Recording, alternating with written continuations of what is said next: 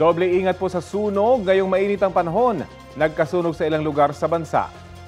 Sa Caloocan, patay ang isang senior citizen at kanyang apo matapos matrap sa nasusunog na bahay.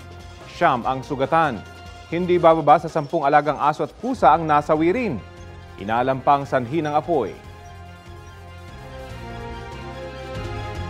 Nasunog naman sa Navotas ang isang ginagawang fishing vessel. Base sa investigasyon, nagsimula ang apoy sa engine room nito. Wala namang nasaktan sa insidente at inaalam pa ang sanhi ng apoy. Natupok din ng apoy ang isang lumang simbahan sa Ilagan, Isabela.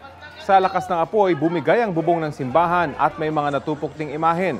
Problema sa kuryente ang isa sa mga tinitinang sanhi ng apoy. Taong 1612 nang itayo ang Heritage Church. Kapuso, alamin ang maiinit na balita. Bisitahin at mag-subscribe sa GMA Integrated News sa YouTube.